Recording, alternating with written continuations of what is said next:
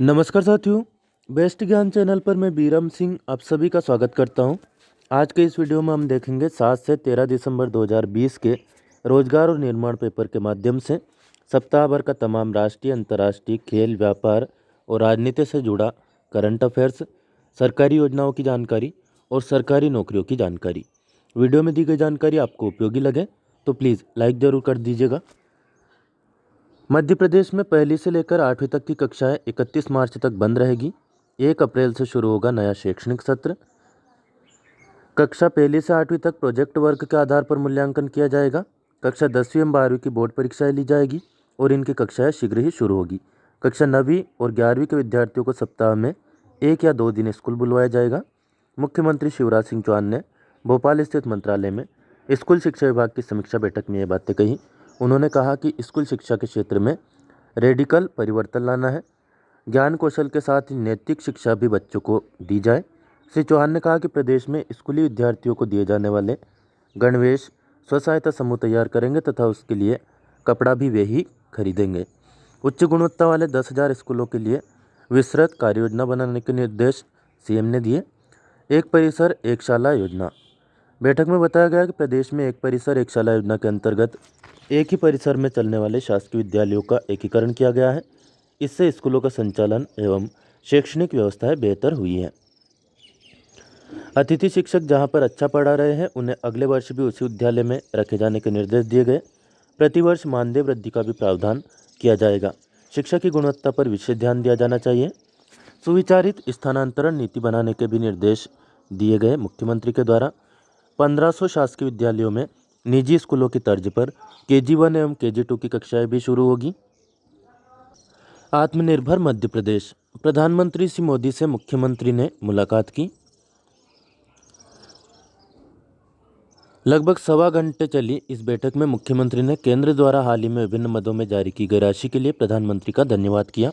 हाल ही में केंद्र सरकार ने रबी 2020-21 में 22 लाख मीट्रिक टन यूरिया का आवंटन, बाढ़ संकट के दौरान 611 करोड़ रुपए की वित्तीय सहायता और कैंपा निधि के अंतर्गत 860 करोड़ रुपए राज्य सरकार को जारी किए हैं। मध्य प्रदेश के आत्मनिर्भर मध्य प्रदेश रोड मैप 2023 पर भी चर्चा हुई। अनअकैडमी में आपका स्वागत है। अनअकैडमी आपके लिए लेकर आया है प्लस फीचर्स, जिसमें आपको मिलेगा घर बैठे लाइव लर्निंग का मौका, सभी कोर्सेज का अनलिमिटेड एक्सेस, प्रैक्टिस टेस्ट और बेस कोर्सेज अवेलेबल है। मेंटरशिप एंड गाइडेंस आपको लगातार मिलती रहेगी। सिलेबस का मिलेगा पूरा coverage. Regular doubt clearing and answer writing sessions यहाँ पर होंगे। लाइव टेस्ट सीरीज ली जाएगी। स्टडी मटेरियल PDF फॉर्मेट में आपको अवेलेबल हो जाएगा। 8 से 10 दिसंबर तक मेगा क्विज सीरीज MPTET के लिए अनअकैडमी प्रेजेंट कर रहा है। Fast track your MPTET preparation with these best classes to watch for free on Unacademy. Start learning from India's top educators today. 9 बजे होगी quiz series on maths for MPTET by Lalit Kumar. 11 बजे quiz series on CDP by Deepak Himanshu. 12 बजे quiz series on EVS by Garvita Mishra. 1 बजे quiz series on Hindi by Shubham Vaishya. 4 बजे quiz series on Sanskrit by Saurabh Pandey और 5 बजे quiz series होगी English की by Himanshu Singh. Rapid revision series CTET paper first के लिए 4 से 8 दिसंबर तक अनअकैडमी पर चल रही है।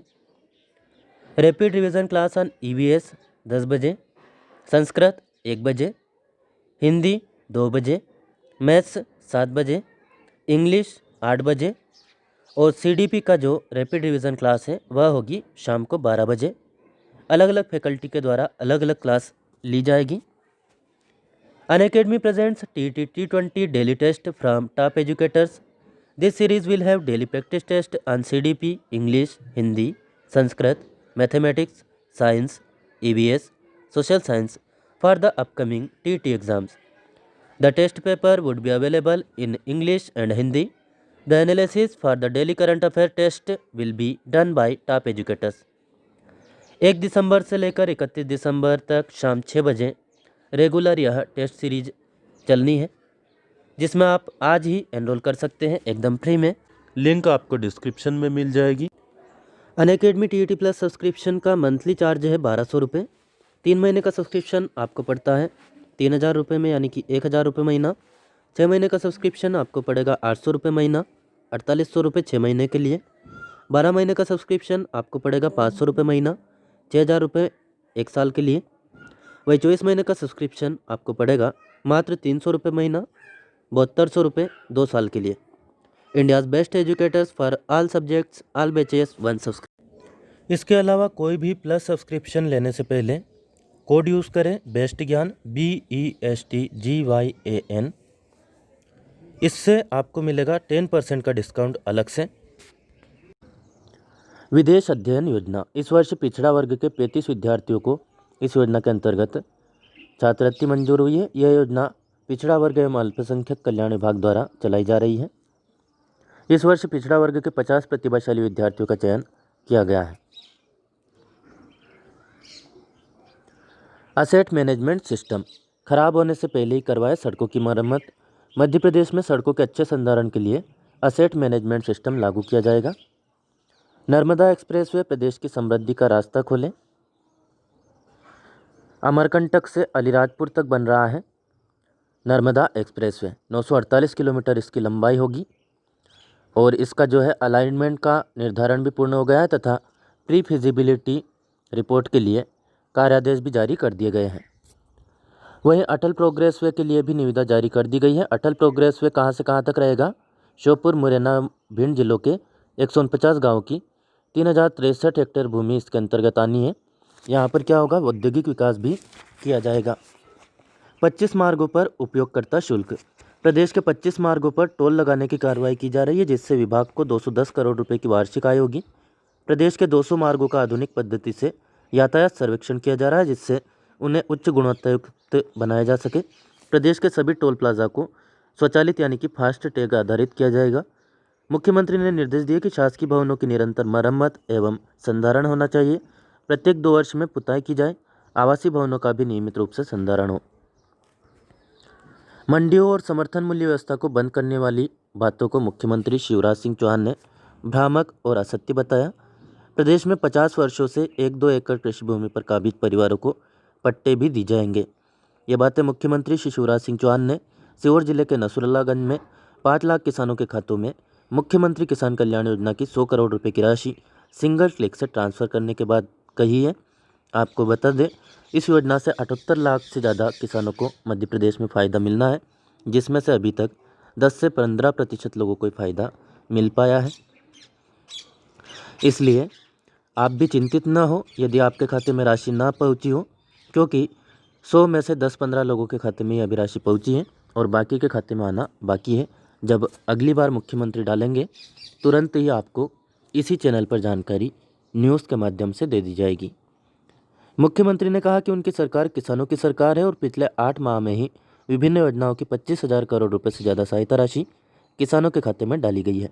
खेती किसानी से संबंधित नकल आदि अब ऑनलाइन मिलेगी और रेवेन्यू बोर्ड मैनेजमेंट सिस्टम से नामांतरण, बंटवारा सहित राजस्व न्यायालयों में पेशी के लिए आमंत्रण भी ऑनलाइन होगा। श्री चौहान ने कहा कि अब पटवारी हर हफ्ते सोमवार और गुरुवार को मुख्यालय पर रहेंगे और लापरवाही मिलने पर कलेक्टर जिम्मेदार होंगे। सुशासन सरकार की प्राथमिकता या संपादकीय है। इसमें बताया गया है कि सरकार कौन कौन से प्रयास सुशासन के लिए कर रही है। आमजनों के हितों को सुरक्षित रखा जाएगा।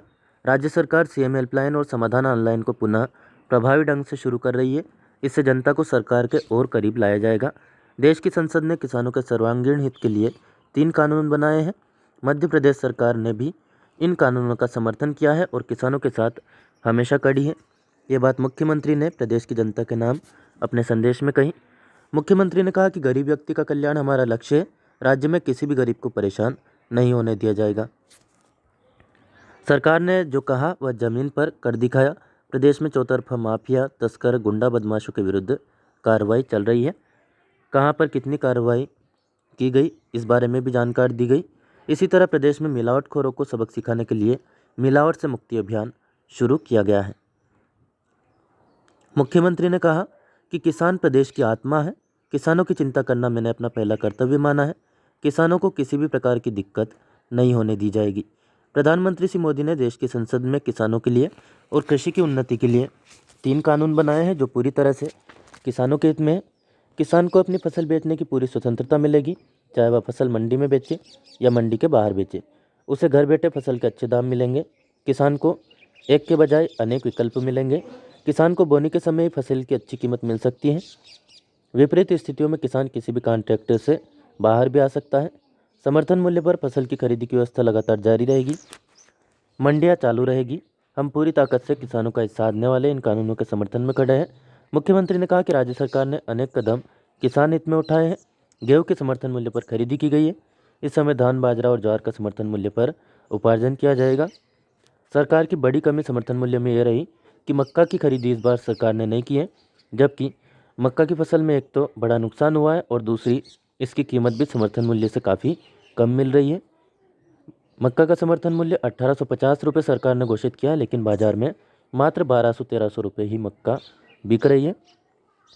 किसान लगातार आंदोलन कर रहे हैं।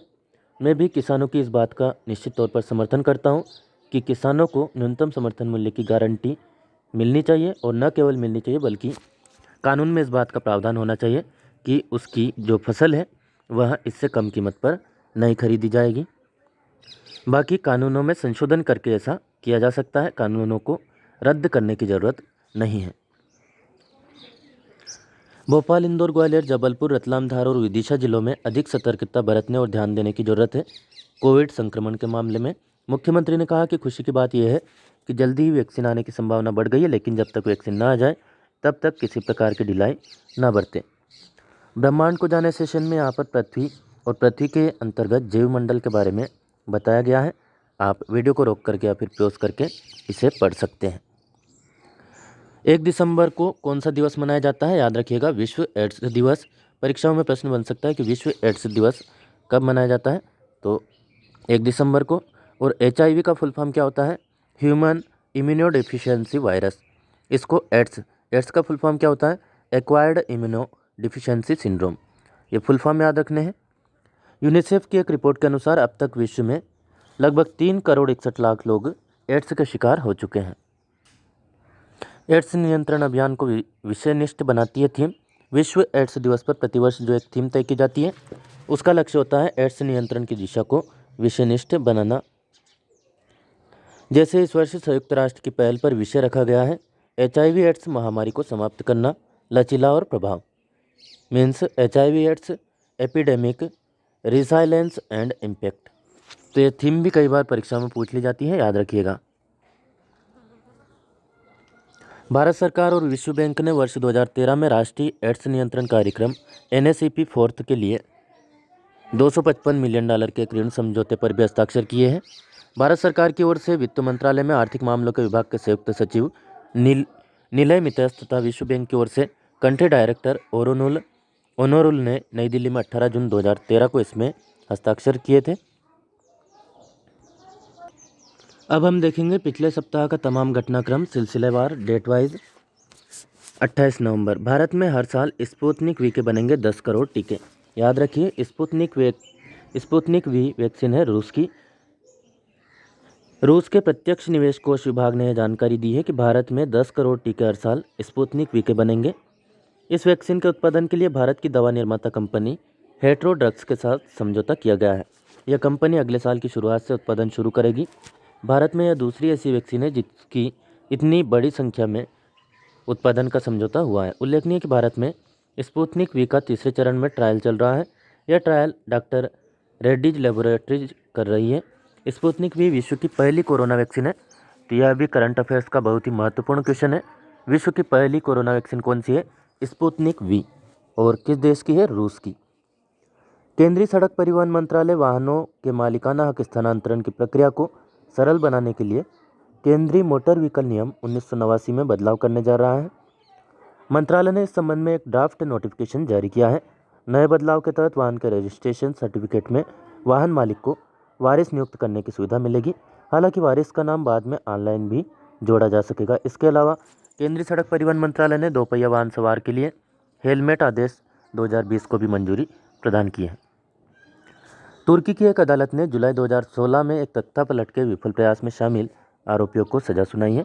कोर्ट ने पूर्व पायलट सहित 337 लोगों को आजीवन कारावास की सजा सुनाई है। उल्लेखनीय है कि वर्ष 2016 में तुर्की के राष्ट्रपति रेसेप तैयब एर्दोगन की सरकार का तख्तापलट की कोशिश हुई थी। पुलिस ने इस मामले की जांच के लिए लगभग 1 लाख लोगों को गिरफ्तार किया है। यहाँ से प्रश्न बनता है कि तुर्की के राष्ट्रपति कौन है? नाम याद रखिएगा, रेसेप तैयब एर्दोगन, 2016 में थे। राष्ट्रपति भवन में सिख रेजिमेंट ने ली गोरखा राइफल्स की जगह, आर्मी बटालियन में औपचारिक बदलाव किया गया है। उल्लेखनीय कि राष्ट्रपति भवन में सेना की 2 टुकड़ी होती है। इनमें एक टुकड़ी को राष्ट्रपति के अंगरक्षक कहा जाता है, जो सदैव राष्ट्रपति के साथ रहती है। वही दूसरी टुकड़ी राष्ट्रपति भवन की सुरक्षा में तैनात रहती है। इस टुकड़ी की मुख्य भूमिका राष्ट्रपति तथा दूसरे देशों के गणमान्य अतिथियों को गार्ड ऑफ ऑनर देना है। वर्ष 2014 तक आर्मी गार्ड बटालियन में बदलाव का समारोह सार्वजनिक नहीं किया जाता था। इराक के नासिरिया शहर में सरकार के खिलाफ विरोध प्रदर्शन हिंसक हो गया है। 6 लोगों की मौत और 60 से अधिक लोग घायल हुए हैं। प्रदर्शनकारी शिया नेता मुक्तदा अल सदर की अपील पर एकत्रित हुए थे। थाईलैंड में सरकार विरोधी प्रदर्शन का असर बढ़ता जा रहा है। प्रदर्शनकारी प्रधानमंत्री प्रयुत चान ओचा के पद से हटने तथा सरकार के शासन को समाप्त करने की मांग कर रहे हैं। तो थाईलैंड के प्रधानमंत्री का नाम याद रखिएगा, प्रयुत चान ओचा। इसके अलावा प्रदर्शनकारी संविधान में संशोधन कर इसे लोकतांत्रिक बनाने और राजशाही में सुधार करने के साथ साथ उसे जवाबदेह बनाने की भी मांग कर रहे हैं। सभी रेलवे स्टेशनों पर मिलेगी कुल्हड़ में चाय। प्लास्टिक के इस्तेमाल को कम करने के लिए यह निर्णय किया गया है। केंद्रीय रेल मंत्री का नाम याद रखिएगा, पीयूष गोयल, फोटो में आप देख सकते हैं। राजस्थान के अलवर में डिगावड़ा रेलवे स्टेशन पर डिगावड़ा बांदीकुई रेलखंड पर विद्युतीकृत रेल मार्ग के लोकार्पण समारोह में इन्होंने कहा कि केंद्र सरकार ने प्लास्टिक कप का इस्तेमाल रोकने की तैयारी शुरू कर दी है। उन्होंने कहा कि देश में लगभग 400 रेलवे स्टेशनों पर कुल्हड़ में चाय मिलती है। अब सभी रेलवे स्टेशनों पर सिर्फ कुल्हड़ में ही चाय मिलेगी। प्लास्टिक मुक्त भारत में रेलवे का यह योगदान रहेगा। कुल्हड़ किसका बना होता है? मिट्टी का। इटली के नुआरो प्रांत के सर्दिनिया द्वीप में भारी बारिश से जनजीवन अस्त व्यस्त हो गया है। भूस्खलन भी हुआ। अफगानिस्तान का गजनी शहर बम धमाके से दहल गया। 30 सुरक्षाकर्मियों की इसमें मौत हो गई, जबकि 24 घायल हुए हैं। अफगानिस्तान के आंतरिक मंत्रालय के प्रवक्ता ने बताया कि एक आत्मघाती हमलावर ने विस्फोटकों से लदे एक वाहन में विस्फोट किया। भारत ने पेगोंग झील के पास तैनात किए मरीन कमांडो। भारत और चीन के बीच जारी गतिरोध के बीच भारत ने पूर्वी लद्दाख में पेंगोंग झील के पास नौसेना के मरीन यानी कि मार्कोस कमांडो तैनात किए हैं। याद रखिएगा, पेगोंग झील कहाँ पर स्थित है? पूर्वी लद्दाख में। भारत ने पूर्वी लद्दाख में पहले से ही वायुसेना के गरुड़ और थल सेना के पैरा स्पेशल फोर्स के कमांडो तैनात कर रखे हैं। मरीन कमांडो की तैनाती का उद्देश्य तीनों सेनाओं के एकीकरण को बढ़ाना और अत्यधिक ठंड के मौसम में सीमा की रक्षा करना है। लद्दाख में मरीन कमांडो की तैनाती के फैसले से तीनों सेनाओं के सबसे बेहतरीन कमांडो को लद्दाख के मुश्किल हालात से तालमेल बिठाने में मदद मिलेगी।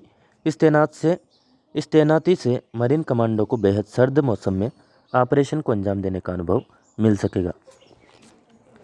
विदेश मंत्री एस जयशंकर ने सेशल्स दौरे पर कोरोना काल के बाद रणनीतिक संबंध और मजबूत करने का संकल्प लिया।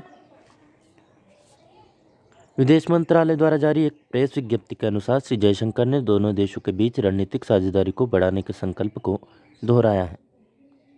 विदेश मंत्री ने हिंद महासागर में सेशल्स के अहम होने की बात कही। सेशल्स देश भी है और एक द्वीपीय राष्ट्र है। कहाँ पर स्थित है? हिंद महासागर में। यह फैक्ट याद रखिएगा। विदेश मंत्री का नाम तो याद रखना ही है। नौसेना ने किया ब्रह्मोस मिसाइल के एंटी शिप वर्जन का सफल परीक्षण।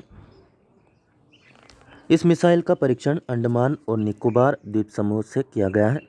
Anti ship BrahMos missile INS Ranvijay से बंगाल की खाड़ी में दागी गई। मिसाइल ने अधिकतम दूरी पर स्थित टारगेट पर सटीक निशाना लगाया। यह परीक्षण हथियारों के नियोजित परीक्षणों की श्रृंखला के हिस्से के तहत किया गया है। परीक्षण के दौरान ब्रह्मोस मिसाइल के उन्नत संस्करण की मारक क्षमता 290 किलोमीटर से बढ़ाकर 400 किलोमीटर की गई थी। इससे पहले भारत ने 24 नवंबर को 17 से 17 तक मार करने वाली ब्रह्मोस मिसाइल का भी सफल परीक्षण किया था। भारत की सबसे बड़ी सरकारी तेल कंपनी कौन सी है? इंडियन ऑयल। इसने world class premium petrol XP100 launch किया है। केंद्रीय पेट्रोलियम प्राकृतिक गैस मंत्री जो है धर्मेंद्र प्रधान, इन्होंने प्रीमियम पेट्रोल को देश के 15 शहरों में लॉन्च किया। इस प्रीमियम पेट्रोल का भारत के अलावा अमेरिका और जर्मनी सहित सिर्फ 6 देशों में इस्तेमाल होता है। यह पेट्रोल लग्जरी कारों और बाइकों के इंजन के लिए अच्छा माना जाता है। भारत में इस पेट्रोल की कीमत 160 रुपये प्रति लीटर होगी। XP100 प्रीमियम पेट्रोल को इंडियन ऑयल की मथुरा रिफाइनरी में स्वदेशी ऑक्टामैक्स तकनीक से डेवलप किया गया है। ऑस्ट्रेलिया ने एक नए एडवांस टेलीस्कोप आस्कप की मदद से ब्रह्मांड का नया एटलस तैयार किया है। इस टेलीस्कोप का रेगिस्तान में लगाया गया था। इस टेलीस्कोप से 30 लाख गैलेक्सी की मैपिंग की जा सकती है। इस मैपिंग में 300 से अधिक घंटे लगा। ऑस्ट्रेलिया की national science agency commonwealth scientific and industrial research organisation ने बताया कि पहले इतनी बड़ी मैपिंग में कई साल लग जाते थे। ब्रिटेन में कोरोना वैक्सीन के आपातकालीन इस्तेमाल को मंजूरी मिल गई है। फाइजर बायोटेक की कोरोना वैक्सीन को यह मंजूरी मिली है। इस वैक्सीन को medicines and health care products regulatory authority ने मंजूरी दी है। इसके साथ ही ब्रिटेन पहला ऐसा यूरोपीय देश बन गया है जिसने कोरोना महामारी के इलाज के लिए वैक्सीन को लाइसेंस दिया है। याद रखिए, दोनों अलग अलग चीज़ें हैं।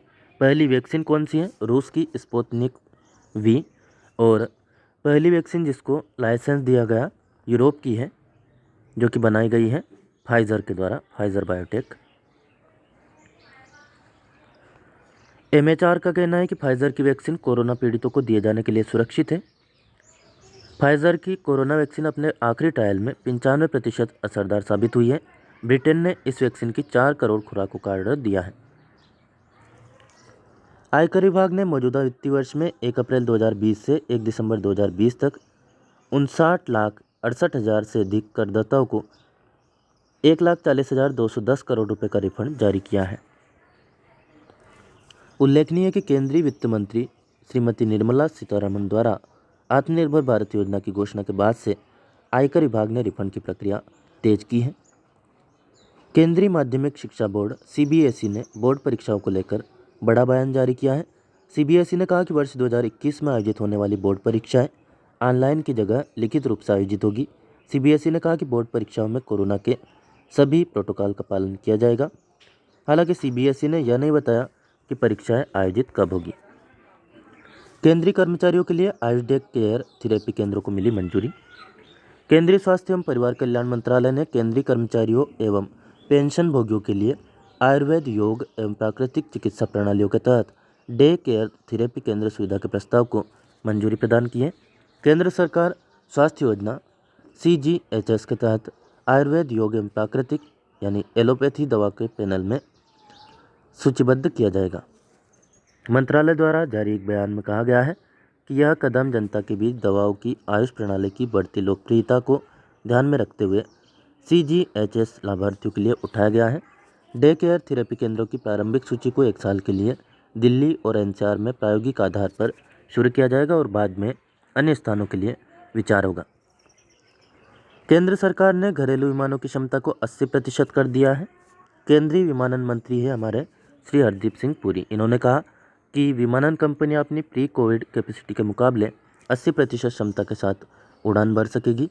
श्री पुरी ने बताया कि लॉकडाउन के बाद 25 मई को 33% क्षमता के साथ उड़ानें शुरू की गई थी। अमेरिका और चीन के बीच जारी तनाव के बीच अमेरिका ने चीन की कम्युनिस्ट पार्टी के नेताओं और उनके परिजनों के लिए वीज़ा नियमों को कड़ा कर दिया है। नए वीज़ा नियमों के अनुसार चीन के नेताओं और उनके परिजनों के लिए जारी होने वाली वीज़ा की वैधता अधिकतम 10 वर्ष से घटाकर सिर्फ 1 महीना कर दी है। इन नए नियमों के बाद चीनी नेता अब अमेरिका में 1 महीने तक ही रुक पाएंगे। इन नियमों को तत्काल प्रभाव से लागू भी कर दिया गया है। स्व सहायता समूह की महिलाओं को उपलब्ध करवाया गया स्टॉल होशंगाबाद जिले में। कलेक्टर है यहाँ के धनंजय सिंह। जिला शिक्षा केंद्र सर्व शिक्षा अभियान जिला उज्जैन में विभिन्न पदों के लिए आवेदन आमंत्रित किए गए हैं। छात्रावासों में यह पद है। पद का नाम है वार्डन उज्जैन। प्रति छात्रावास 1 पद स्वीकृत है। मानदेय रहेगा 2,000 रुपये प्रति माह। योग्यता आप यहाँ पर वीडियो को रोक करके या फिर स्क्रीनशॉट लेकर के देख सकते हैं। लास्ट डेट है 9 दिसंबर, उससे पहले अप्लाई कर दें। ये जो दायित्व है पदस्थ शाला में शिक्षकीय कार्य के अतिरिक्त है और इसके लिए एक्स्ट्रा मानदेय मिलेगा 2,000 रुपये। वार्डन पद पर चयन उपरांत महिला शिक्षिका की पदस्थापना संबंधित पोषक शाला में की जाएगी। प्रोफेशनल एग्जामिनेशन बोर्ड द्वारा जेल प्रहरी भर्ती परीक्षा के संबंध में महत्वपूर्ण सूचना दी गई है। जेल प्रहरी पद कार्यपालिक के भर्ती हेतु भर्ती परीक्षा 2020 का आयोजन 20 नवंबर से 2 दिसंबर तक किया जाना था, किंतु अपरिहार्य कारणों से यह परीक्षा स्थगित की गई थी। अब दिनांक 11 दिसंबर से 24 दिसंबर तक 2 पालियों में आयोजित किया जाना है। इस परीक्षा के लिए नवीन प्रवेश पत्र बोर्ड की अधिकृत वेबसाइट पर शीघ्र ही जारी किए जाएंगे।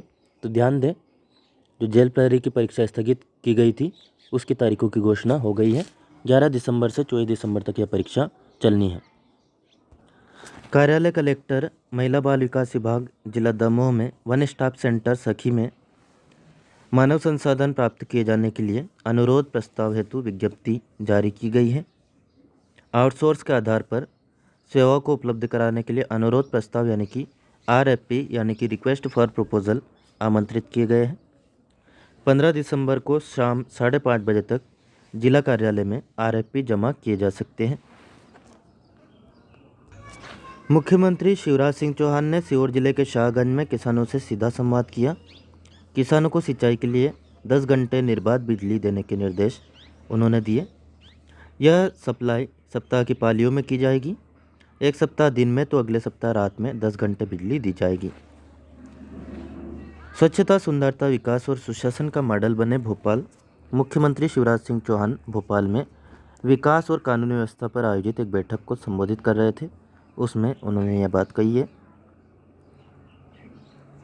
2 सप्ताह में बनाए विकास का एक्शन प्लान जिससे शहर की सुंदरता बढ़े। इंदौर से भोपाल पीछे नहीं रहना चाहिए। कानून व्यवस्था की स्थिति मजबूत रहे, अपराधियों को बिल्कुल न छोड़े, नागरिकों को सेवाएं मिले और सुशासन दिखाई दे। मुख्यमंत्री शिवराज सिंह चौहान ने कहा कि गत 23 नवंबर को उन्होंने भोपाल में लोक सेवा केंद्र, सीवेज ट्रीटमेंट प्लांट और आवास योजनाओं का क्रियान्वयन देखने के लिए औचक निरीक्षण किया था। इस तरह के औचक और पूर्व निर्धारित भ्रमण वे पुनः करेंगे। राजधानी के अलावा अन्य नगरों ग्रामों में भी जाएंगे। भ्रमण से नागरिक सुविधाओं की स्थिति की प्रत्यक्ष जानकारी मिलती है। विशेष पिछड़ी जनजाति के लिए 5 कौशल विकास केंद्रों की स्थापना की जाएगी। इन योजनाओं में 5,351 हितग्राहियों को स्वरोजगार के लिए ऋण दिलाने का कार्यक्रम तैयार किया गया है। ये योजना है मुख्यमंत्री स्वरोजगार योजना, मुख्यमंत्री आर्थिक कल्याण योजना और मुख्यमंत्री युवा उद्यमी योजना।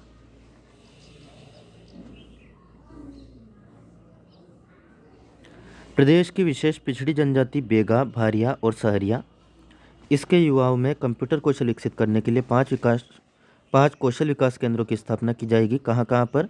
मंडला, डिंडोरी, छिंदवाड़ा, शहडोल और शिवपुरी में। याद रखिएगा, विशेष पिछड़ी जनजातियाँ कौन कौन सी है? बेगा, भारिया और सहरिया। और ये कहाँ पर पाई जाती है? मंडला, डिंडोरी, छिंदवाड़ा, शहडोल और शिवपुरी में। और युवाओं में कंप्यूटर कौशल विकसित करने के लिए 5 कौशल विकास केंद्र कहाँ पर स्थित होने हैं? मंडला, डिंडोरी, छिंदवाड़ा, शहडोल और शिवपुरी में। प्रति केंद्र की क्षमता 100 विद्यार्थियों की होगी। इन केंद्रों की स्थापना पर 30 करोड़ रुपए की राशि खर्च की जा रही है। मध्य प्रदेश के 4 संभागीय मुख्यालयों पर आकांक्षा योजना का संचालन हो रहा है। तो आकांक्षा योजना किस लिए है? मध्य प्रदेश के अनुसूचित जनजाति वर्ग के विद्यार्थियों को राष्ट्रीय प्रतियोगी परीक्षाओं जैसे कि JEE, नीट और क्लेट की तैयारी कराने के लिए यह आकांक्षा योजना चलाई जा रही है। इस वर्ष 800 विद्यार्थियों को कोचिंग इस योजना के तहत दी जाएगी। अटल बिहारी वाजपेयी हिंदी विश्वविद्यालय संपूर्ण देश के लिए गौरव है। विश्वविद्यालय के विकास के लिए कोई कमी नहीं रहने दी जाएगी। यह बात कही उच्च शिक्षा मंत्री डॉक्टर मोहन यादव ने भोपाल स्थित अटल बिहारी वाजपेयी हिंदी विश्वविद्यालय के नवनिर्मित अकादमिक भवन का लोकार्पण करते हुए। फैक्ट याद रखिएगा, यह यूनिवर्सिटी कहाँ स्थित है? भोपाल में। और उच्च शिक्षा मंत्री मध्य प्रदेश के कौन है? डॉक्टर मोहन यादव। कार्यक्रम की अध्यक्षता की मध्य प्रदेश विधानसभा के प्रोटेम यानी कि सामयिक अध्यक्ष श्री रामेश्वर शर्मा द्वारा। याद रखिएगा, प्रोटेम स्पीकर कौन है मध्य प्रदेश के? रामेश्वर शर्मा। प्रश्न परीक्षाओं में बनते हैं। देश के जो केंद्रीय जनजाति मामलों के मंत्री हैं श्री अर्जुन मुंडा, इन्होंने आदि महोत्सव मध्य प्रदेश के वर्चुअल संस्करण का शुभारंभ किया। 1 दिसंबर 2020 से शुरू हुए 10 दिवसीय उत्सव की मेजबानी वेबसाइट www.tribesindia.com पर की जा रही है। इसमें मुख्य फोकस मध्य प्रदेश के जनजातीय शिल्प और संस्कृति पर है। ट्राइफेड के अध्यक्ष का नाम याद रखिएगा, श्री रमेश चंद्र मीणा। इन्होंने ट्राइफेड और इसकी टीम को आदिवासी कारीगरों के लिए इस तरह का एक व्यवहार्य विकल्प उपलब्ध कराने के लिए बधाई दी है। कृषि मंत्री कमल पटेल ने कहा है कि बजट के उपयोग में लापरवाही बर्दाश्त नहीं की जाएगी। 30 जनवरी तक सभी विभाग कृषक हितग्राही मूलक योजनाओं का बजट खर्च करें। श्री पटेल ने कहा कि वर्ष 2021-22 में कृषि प्रक्षेत्र को मॉडल कृषि प्रक्षेत्र बनाया जाए। प्रधानमंत्री फसल बीमा योजना का लाभ कृषकों को दिलाए जाने के लिए लगातार मूल्यांकन एवं सतत निगरानी रखी जाए। उन्होंने 500 मीट्रिक टन गोदाम निर्माण इकाइयों की स्थापना 15 फरवरी तक पूरा करने के निर्देश दिए। 4 नगरीय निकायों को फायर ब्रिगेड वाहनों के लिए रुपए आवंटित किए गए हैं। दंडित बंदियों की सजा 1 माह कम होगी, यह बात कही गृह मंत्री नरोत्तम मिश्रा ने। वही 11 दिसंबर से 24 दिसंबर तक प्रदेश में जेल विभाग के 282 पदों की पूर्ति के लिए परीक्षा आयोजित करने की बात भी इन्होंने कही। होम स्टे की बढ़ती मांग को देखते हुए नई योजनाएं सरकार ने लागू की है। बेड एंड ब्रेकफास्ट योजना, फार्म स्टे योजना और ग्राम स्टे योजना। प्रदेश के प्रमुख पर्यटन स्थल खजुराहो, जबलपुर, पन्ना आदि में कार्यशालाएं आयोजित की जा चुकी हैं। मध्य प्रदेश में कोविड-19 वैक्सीन की ट्रायल प्रक्रिया शुरू हो गई है। स्वप्रेरणा से वैक्सीन लगवाने आ रहे हैं नागरिक। रिकवरी रेट में मध्य प्रदेश 16वें स्थान पर है। यह ट्रायल की शुरुआत हुई है भोपाल स्थित पीपुल्स अस्पताल से। चिकित्सा शिक्षा मंत्री है मध्य प्रदेश के विश्वास सारंग, नाम याद रखना है। उल्लेखनीय कि भारत का पहला स्वदेशी कोविड-19 वैक्सीन कोवैक्सीन विकसित किया गया है। भारतीय चिकित्सा अनुसंधान परिषद की गाइडलाइन के अनुसार भारत बायोटेक द्वारा निर्मित यह वैक्सीन कोविड की रोकथाम के लिए उपयोगी रहेगी। यहाँ से भी एक प्रश्न बनता है कि भारत की पहली कोविड-19 वैक्सीन कौन सी है जो कि स्वदेशी है? कोवैक्सीन। कौन विकसित कर रहा है? भारत बायोटेक। सीहोर, नसरुल्लागंज, शाहगंज और बुधनी, इनको आदर्श शहर बनाया जाएगा। भोपाल गैस त्रासदी की बरसी, कल्याणी बहनों की पेंशन फिर से शुरू की जाएगी। भोपाल गैस त्रासदी की जो विधवा महिलाएं या कल्याणी बहनें हैं उनके लिए 1000 रुपये पेंशन दी जाएगी। मुख्यमंत्री शिवराज सिंह चौहान भोपाल गैस त्रासदी की 36वीं बरसी पर आयोजित सर्वधर्म प्रार्थना सभा को संबोधित कर रहे थे। पेंशन के बारे में जो इन्होंने बात कही, 2019 में यह बंद कर दी गई थी, जिसे फिर से शुरू होना है। भोपाल गैस त्रासदी से संबंधित 2-3 प्रश्न परीक्षाओं में बनते हैं। पहला तो ये कि यह गैस त्रासदी हुई कब थी, तो 3-4 दिसंबर की आधी रात को यह त्रासदी हुई थी। कब हुई थी? वर्ष 1984 में। रिसी हुई गैस का नाम भी पूछा जाता है। क्या नाम था गैस का? Methyl isocyanate. बस ये चीज़ें आपको याद रखनी है। जबलपुर संभाग के 6 जिलों के लिए 56 करोड़ रुपए की 68 जल संरचनाएं मंजूर हुई है। कटनी जिले की 7, मंडला की 3, डिंडोरी की 17, छिंदवाड़ा की 29, बालाघाट की 11 और सिवनी जिले की 1 जल संरचना इसमें शामिल है। यह सारा का सारा कार्य किया जा रहा है राष्ट्रीय जल जीवन मिशन के तहत। राष्ट्रीय जल जीवन मिशन का उद्देश्य क्या है? मध्य प्रदेश के समग्र ग्रामीण अंचल में पेयजल उपलब्ध करवाना। स्थानीय स्तर पर युवाओं का कौशल विकास कर रोजगार का अवसर दे, यह बात कही पिछड़ा वर्ग एवं अल्पसंख्यक कल्याण राज्य मंत्री मध्य प्रदेश के कौन है? श्री राम खेलावन पटेल। इन्होंने सतना जिले के अमरपाटन में रोजगार मेले में इन्होंने कहा, रोजगार मेले में 604 बेरोजगार युवाओं का इंटरव्यू लेते हुए जॉब ऑफर किया गया है। तो याद रखिए, मध्य प्रदेश के पिछड़ा वर्ग एवं अल्पसंख्यक कल्याण राज्य मंत्री कौन है? श्री राम खेलावन पटेल। अब हम देखेंगे इस सप्ताह में चर्चित व्यक्तित्व, स्थान और घटनाओं के बारे में, जो कि आपकी कंपटीशन एग्ज़ाम, चाहे वह MP लेवल की हो या फिर ऑल इंडिया लेवल की, सभी में उपयोगी रहेगा। डॉक्टर गौरव शर्मा, न्यूजीलैंड के युवा सांसद ने संस्कृत में शपथ ली, इसलिए यह चर्चित रहे हैं। पश्चिमी हैमिल्टन से चुने गए हैं डॉक्टर गौरव मूल रूप से हिमाचल के रहने वाले हैं। संस्कृत के साथ उन्होंने स्थानीय मोरी में भी शपथ ली है। 33 वर्षीय डॉक्टर शर्मा ने हमीरपुर, धर्मशाला, शिमला और न्यूजीलैंड में शिक्षा प्राप्त की है। वर्ष 1996 में गौरव के पिता हिमाचल से परिवार के साथ न्यूजीलैंड गए थे। फिल्म जल्लीकट्टू ऑस्कर अवार्ड में भारत की आधिकारिक एंट्री होगी। ऑस्कर अवार्ड्स 25 अप्रैल 2021 को लॉस एंजलिस में दिए जाएंगे। फिल्म फेडरेशन ऑफ इंडिया ने गुलाबो सिताबो, छलांग जैसी कई फिल्मों में से डायरेक्टर लिजो जोस पेलिस्ट्री की जल्लीकट्टू को फॉरेन लैंग्वेज कैटेगरी के लिए चुना है। प्रधानमंत्री शेख हसीना के निजी जिंदगी के नए पहलू चित्रों में दिखे। बांग्लादेश की प्रधानमंत्री है शेख हसीना। इनकी निजी जिंदगी के दो अलग पहलू बताते फोटो सोशल मीडिया पर वायरल हो रहे हैं। एक फोटो में प्रधानमंत्री हसीना पारंपरिक बंगाली पहनाव में सिलाई मशीन पर काम कर रही है। दूसरे फोटो में वे फिश को देख रही है जिसे उन्होंने झील से पकड़ा है। ज्ञात रहे कि हाल ही में उन्होंने बताया था कि कोरोना महामारी के बीच वे अपने दैनिक दिनचर्या के काम करने के लिए समय निकाल पा रही है। My octopus teacher global film award से हुई सम्मानित। प्रकृति के संपर्क में रहने के महत्व को रेखांकित करने वाली वृत्तचित्र माई ऑक्टोपस टीचर ने 9वें ग्लोबल सस्टेनेबिलिटी फिल्म पुरस्कार में संस्थापक पुरस्कार जीता है। पिप्पा एहरलिच और जेम्स रीड द्वारा निर्देशित है। यह फिल्म उन अनुभवों को इसमें दर्शाया गया है जिसे फिल्मकार और गोताखोर क्रेग फोस्टर ने तैराकी के दौरान ऑक्टोपस के साथ गुजारे एक साल के दौरान हासिल किए थे। यह अवार्ड हर साल ऐसी फिल्म को मिलता है जो कि पर्यावरण के मुद्दों को उठाती है। इस बार 17 देशों से 100 फिल्में इस दौड़ में शामिल हुई थी। क्रिसमस की तैयारी। युद्ध से उभरे बगदाद में बजी चर्च की घंटियां। इराक की राजधानी है बगदाद। यूएई में कोरोना रोकने full proof case recognition system का इस्तेमाल। यूएई में पब्लिक ट्रांसपोर्ट के full proof face recognition system से लोगों की जांच की जा रही है ताकि कोरोना संक्रमितों की पहचान की जा सके। इसके तहत यूएई सरकार ने दुबई पुलिस और सुरक्षा बलों को चश्मे में फिट होने वाले स्पेशल गैजेट्स दिए हैं।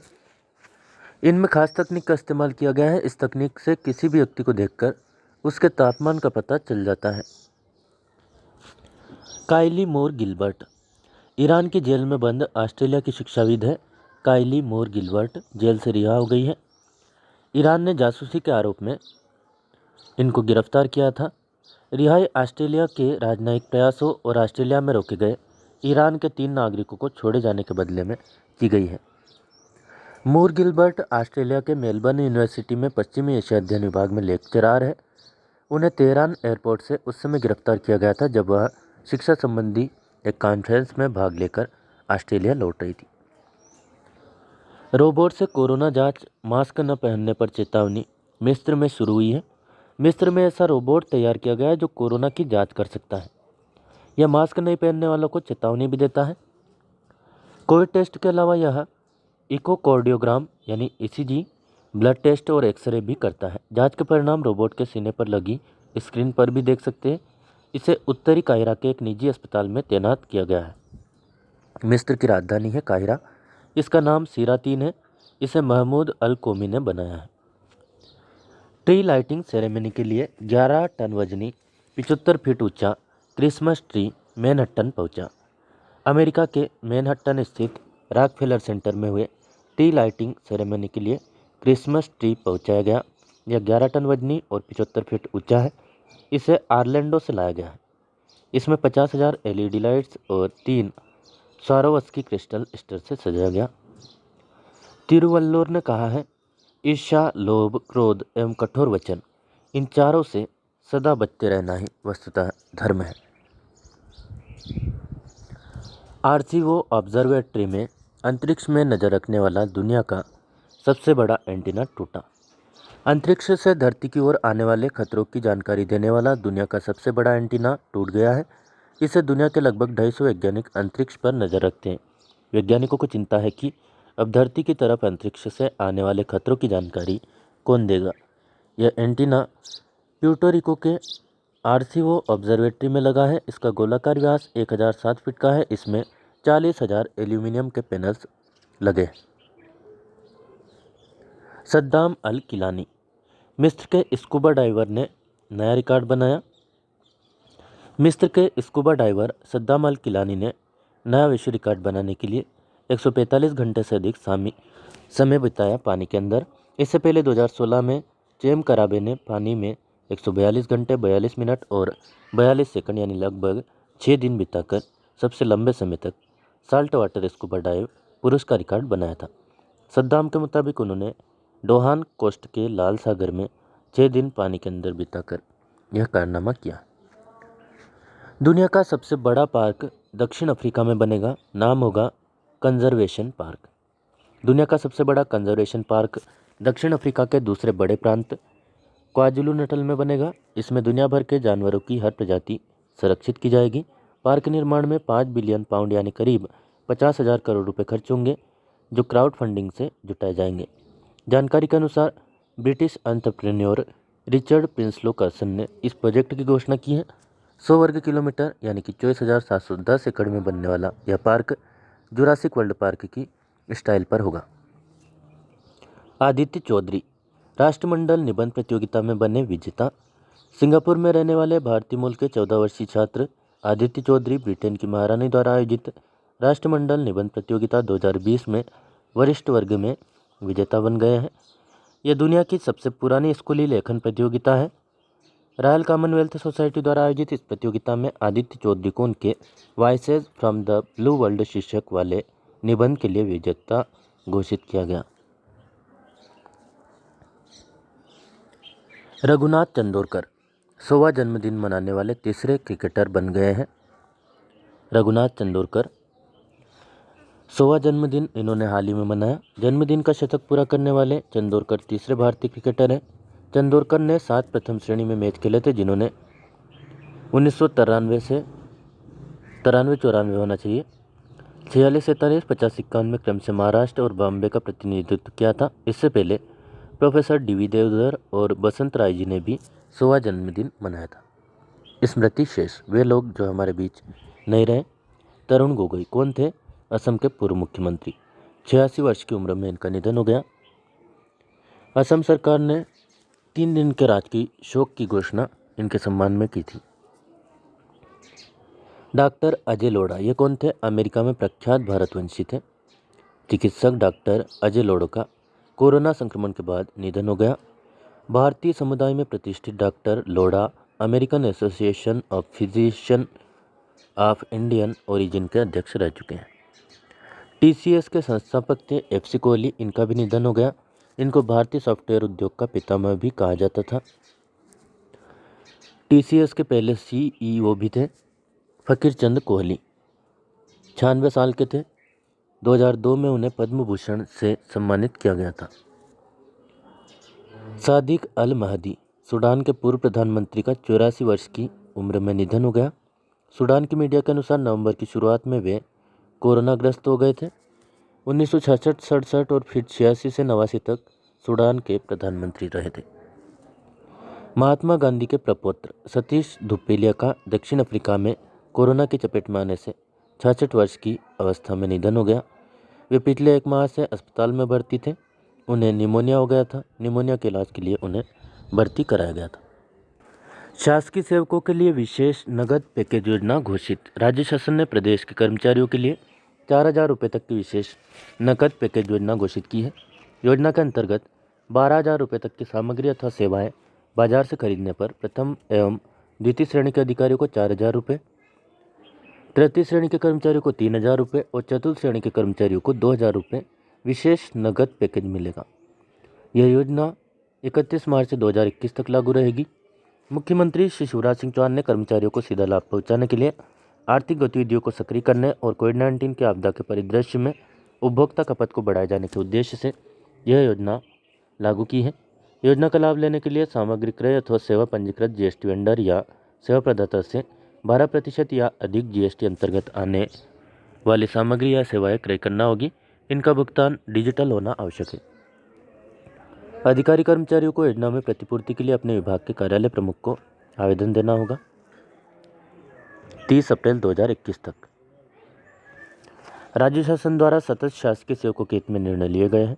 शासकीय सेवकों को 7वें वेतनमान के अरियर्स की तृतीय किस्त के 25% का भुगतान करने तथा विशेष त्योहार पैकेज के अंतर्गत 40,000 रुपये या इससे कम कुल वेतन पाने वाले शासकीय सेवकों के लिए 10,000 रुपये का अग्रिम योजना का निर्णय भी लिया जा चुका है। सामयिकी में अब देखेंगे तमाम राष्ट्रीय अंतर्राष्ट्रीय घटनाक्रम सप्ताह भर का। इंडोनेशिया में ज्वालामुखी फटा। पूर्वी इंडोनेशिया में एक ज्वालामुखी तीव्र धमाकों के साथ फट गया। डिजास्टर मिटिगेशन एजेंसी के प्रवक्ता के अनुसार ज्वालामुखी ईस्ट नुसा तेंगर प्रांत में फटा है। पूर्वी इंडोनेशिया में फटे ज्वालामुखी की राख आसमान में 4,000 मीटर ऊंचाई तक उठी। आसपास के 28 गांवों के तकरीबन 28 लोगों को सुरक्षित स्थानों पर पहुंचाया गया। ईरान के परमाणु वैज्ञानिक की हमले में मौत। वैज्ञानिक का नाम है डॉक्टर मोहसिन फखरीजादेह। इनकी हत्या कर दी गई। ईरान ने सीधे तौर पर इजराइल पर इस हत्या का आरोप लगाया है। इजराइल की एजेंसी मोसाद ने इसे अंजाम दिया है। ईरान के राष्ट्रपति है हसन रूहानी और सर्वोच्च धर्मगुरु है आयतुल्लाह अली खामनेई। इन्होंने भी इस हमले को लेकर अंजाम भुगतने की धमकी दी है। दूसरी ओर ईरान के पत्रकार मोहम्मद अहवाज ने दावा किया कि परमाणु वैज्ञानिक डॉक्टर मोहसिन फखरीजादेह की हत्या में 62 लोग शामिल थे। चांग-ई 5 चंद्रमा की सतह पर उतरा अंतरिक्ष यान। चीन का अंतरिक्ष यान है चांग-ई 5 चंद्रमा की सतह पर सफलतापूर्वक उतर गया है। इसे पिछले दिनों 24 नवंबर को शक्तिशाली रॉकेट लॉन्ग मार्च 5 के जरिए लॉन्च किया गया था। लैंडर चांद की जमीन में खुदाई करेगा और मिट्टी और चट्टान भी निकालेगा। इस यान का लैंडर खुदाई करेगा। खुदाई से प्राप्त नमूने सीधे असेंडर के पास जमा होंगे और असेंडर नमूने लेकर चंद्रमा की सतह से उड़ेगा और अंतरिक्ष में चक्कर काट रहे अपने मुख्य यान से जुड़ जाएगा। तकरीबन 4 दशक बाद ऐसा पहली बार होने जा रहा है जब कोई देश चंद्रमा की सतह की खुदाई करके वहां से चट्टान और मिट्टी पृथ्वी पर लाने जा रहा है। अमेरिका के नवनिर्वाचित राष्ट्रपति की प्रेस टीम में सभी महिलाएं हैं। तो ये इंटरेस्टिंग फैक्ट है। अमेरिका के नवनिर्वाचित राष्ट्रपति है जो बाइडेन। इन्होंने अपनी प्रेस टीम में सभी महिला सदस्य नामित किए हैं। अमेरिका में इस टीम का नेतृत्व केट वेडिंगफील्ड करेगी जो राष्ट्रपति चुनाव कैंपेन की डिप्टी कम्युनिकेशन डायरेक्टर रही है। इसके अलावा भारतवंशी नीरा टंडन को भी प्रशासन में अहम जिम्मेदारी दी गई है। बाइडेन ने दावा किया है कि वो अपनी प्रेस टीम को काम करने की पूरी स्वतंत्रता देंगे। ज्ञात रहे कि राष्ट्रपति बराक ओबामा के कार्यकाल में व्हाइट हाउस की कम्युनिकेशन डायरेक्टर रही जेन साकी बाइडेन की प्रेस सचिव होगी। सिमोन सैंडर्स और एशली एटिन कमला हैरिस की मुख्य प्रेस अधिकारी होगी। कमला हैरिस यहाँ की उपराष्ट्रपति हैं, भारतीय मूल की है। बाइडेन ने एक स्टेटमेंट जारी कर कहा कि अमेरिका के लोगों से सीधे और सही संवाद रखना राष्ट्रपति की जिम्मेदारी है। इस टीम पर व्हाइट हाउस को अमेरिकन लोगों से जोड़ने की भी जिम्मेदारी होगी। अमेरिका ने हाल ही में चीन और रूस की उन कंपनियों पर प्रतिबंध लगाया है जिन्होंने ईरान के मिसाइल कार्यक्रम का समर्थन किया है। अमेरिका के विदेश मंत्री कौन है? Mike Pompeo. इन्होंने कहा कि ईरान का मिसाइल कार्यक्रम दुनिया भर के लिए चिंता का कारण है। ऐसे में कार्यक्रम का समर्थन करना ठीक नहीं है। अमेरिका ने जिन कंपनियों पर प्रतिबंध लगाए हैं उनमें चीन की Chengdu based new material company limited और जिवो एलिम ट्रेड कंपनी लिमिटेड तथा रूस की नीलको ग्रुप और सॉन्टर्स holding and joint stock company एलेकान है। विदेश मंत्री ने कहा कि ईरान के मिसाइल विकास संबंधी प्रयासों को रोकने के लिए अमेरिका इसी तरह से प्रतिबंध लगाता रहेगा। कोरियाई बैंड BTS को मिलिट्री सेवा देने से मिली छूट। कोरिया की संसद में किए गए संशोधनों के मुताबिक यह छूट दिए जाने की घोषणा की गई है। जो रियायत खिलाड़ियों को मिलती रही है अब वह पॉप स्टार को भी मिलेगी। दक्षिण कोरिया में 18 से 28 साल की उम्र के बीच सभी को सेना में सेवा देनी होती है। तो ये काफ़ी इंटरेस्टिंग फैक्ट है। यहाँ पर मतलब अनिवार्य ही है कि 10 साल तक आप सेना को सेवा देंगे।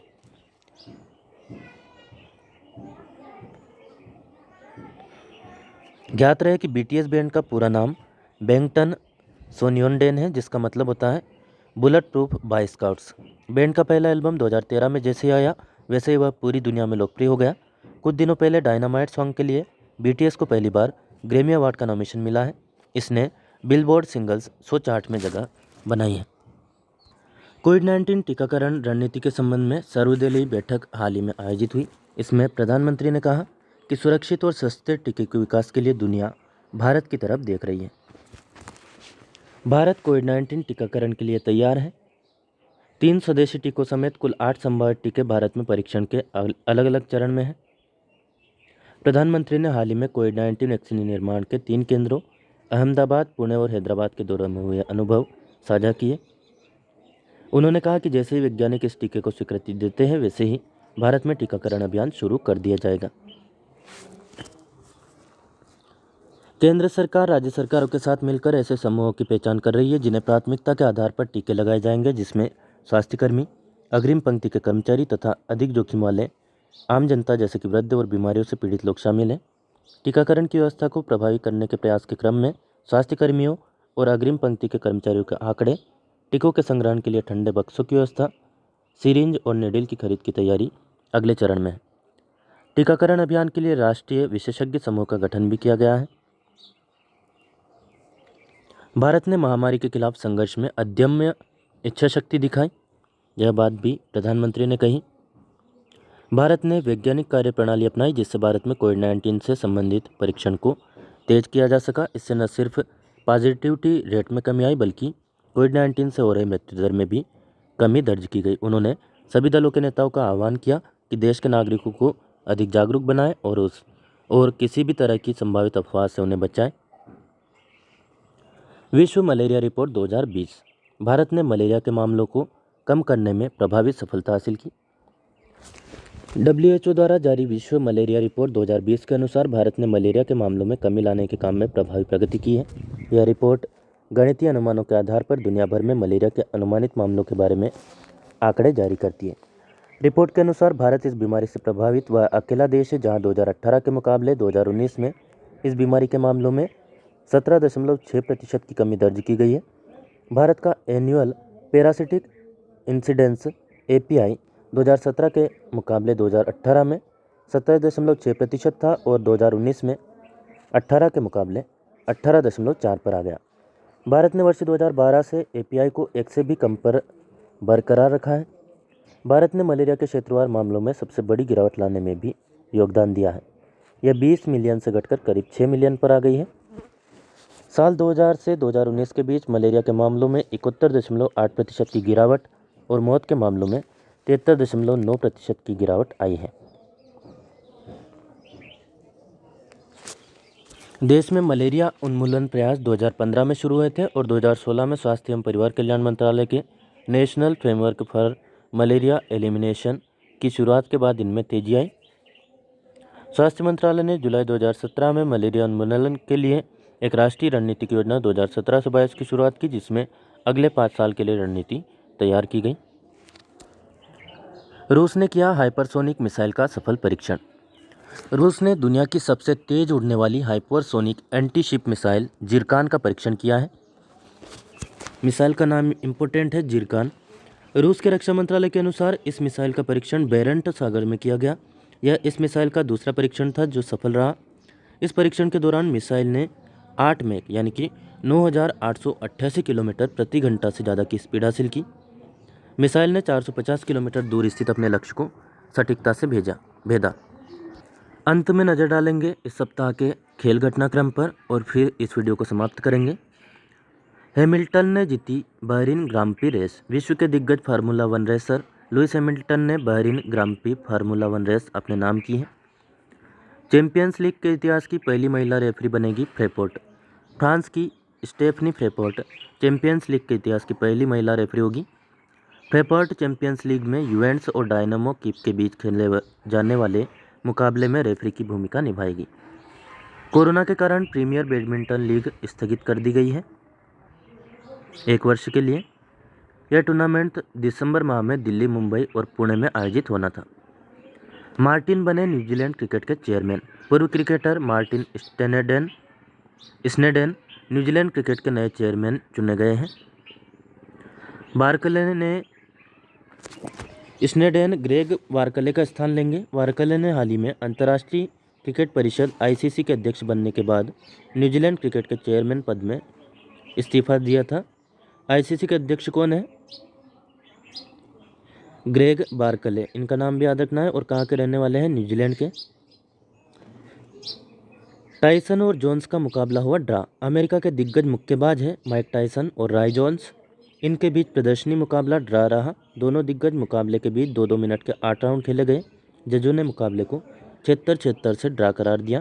यह मुकाबला चैरिटी के लिए धनराशि जुटाने के लिए आयोजित किया गया था। बीसीसीआई घरेलू क्रिकेट शुरू करने की योजना तैयार कर ली है। बीसीसीआई ने घरेलू सत्र के आयोजन के लिए बीसीसीआई ने दिसंबर से मार्च के बीच देश भर में 6 जैविक रूप से सुरक्षित स्थल बायो बबल तैयार करने की योजना बनाई है। घरेलू क्रिकेट के लिए 4 विकल्प होंगे। संघों को लिखे पत्र में बोर्ड ने घरेलू मुकाबलों के आयोजन को लेकर 4 विकल्प दिए हैं, जिसमें पहला विकल्प सिर्फ रणजी ट्रॉफी का आयोजन है। दूसरा विकल्प सिर्फ सैयद मुश्ताक अली टी20 टूर्नामेंट का आयोजन है। तीसरा विकल्प में रणजी ट्रॉफी और सैयद मुश्ताक अली ट्रॉफी का संयोजन होगा, जबकि चौथा विकल्प 2 सीमित ओवरों के टूर्नामेंट सैयद मुश्ताक अली और विजय हजारे ट्रॉफी के लिए विंडो तैयार करना है। पत्र के अनुसार बीसीसीआई ने टूर्नामेंट के संभावित समय पर भी बात की है। रणजी ट्रॉफी 11 जनवरी से 18 मार्च के लिए 67 दिन प्रस्तावित किए गए हैं। मुश्ताक अली ट्रॉफी के आयोजन के लिए 22 दिन 20 दिसंबर से 10 जनवरी की जरूरत होगी, जबकि अगर विजय हजारे ट्रॉफी का आयोजन होता है तो यह 11 जनवरी से 7 फरवरी के बीच 28 दिन में आयोजित हो सकती है। बीसीसीआई 38 टीमों के घरेलू टूर्नामेंट के लिए 6 स्थानों पर जैविक रूप से सुरक्षित वातावरण तैयार किया करेगा।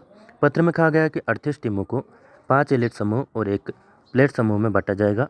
एलिट समूह में 6 टीमें होंगी, जबकि प्लेट समूह में 8 टीमें होंगी।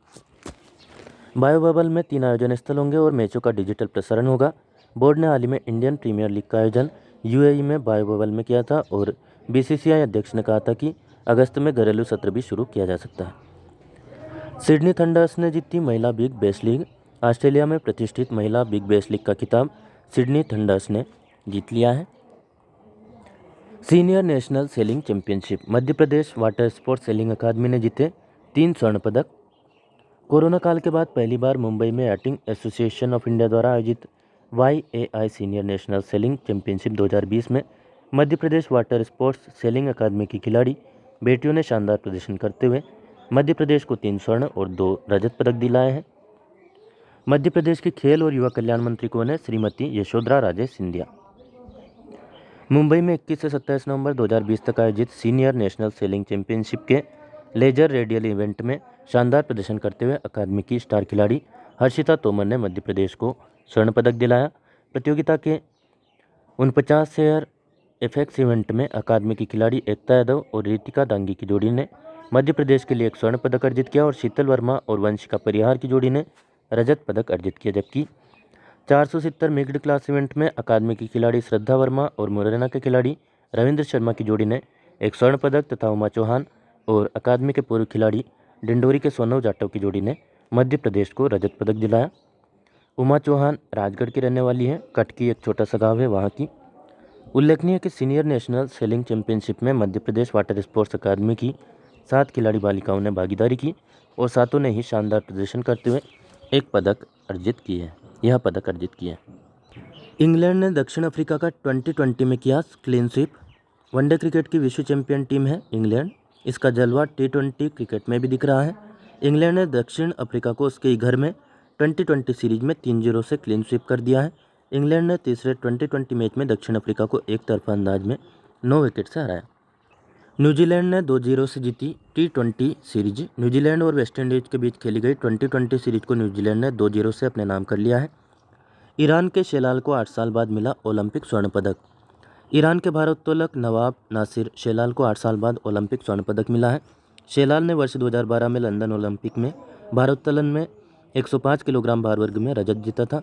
इस स्पर्धा का स्वर्ण पदक यूक्रेन और उलेक्सी तोरोखती ने जीता था। तोरोखती के डोप सैंपल में प्रतिबंधित दवा का अंश मिला था। डोपिंग की संभावना को देखते हुए इस स्पर्धा का परिणाम होल्ड पर था। अब अंतर्राष्ट्रीय ओलंपिक समिति ने तोरोखती को अयोग्य करार देते हुए शेलाल को स्वर्ण पदक प्रदान किया है। आईओसी ने पोलैंड के बार्थोमेज बोंक को रजत तथा उज्बेकिस्तान के इवान एफ्रेमोव को कांस्य पदक दिया है। भारत ने ऑस्ट्रेलिया को तीसरे मैच में 13 रन से हराया। ऑस्ट्रेलिया ने 2-1 से जीती वनडे सीरीज। मैच के दौरान विराट कोहली ने वनडे क्रिकेट में 12,000 रन पूरे कर लिए। विराट ने वनडे में सबसे तेज 12,000 रन बनाने के सचिन तेंदुलकर के रिकॉर्ड को तोड़ा। सचिन ने 300वीं पारी में 12,000 रन पूरे किए थे, जबकि विराट ने 242वीं पारी में ही यह उपलब्धि हासिल कर ली है। कोहली ने वनडे में 43 तथा टेस्ट में 27 शतक बनाए हैं। और विस्तार से इस मैच की जानकारी आप यहाँ पर वीडियो को रोक करके या फिर स्क्रीनशॉट लेकर के पढ़ सकते हैं। फिलहाल इस वीडियो में इतना ही। कोई प्रश्न या सुझाव आपका हो कमेंट करके पूछ सकते हैं या बता सकते हैं। वीडियो को लाइक नहीं किया हो तो लाइक कर दीजिए, कर चुके हो तो अच्छी बात है। चैनल को सब्सक्राइब ना किया हो तो सब्सक्राइब कर लीजिए, सब्सक्राइब कर चुके हो तो बेल आइकन यानी कि घंटी का बटन जरूर प्रेस कर देना। फिलहाल इस वीडियो में इतना ही। धन्यवाद। जय हिंद, जय भारत।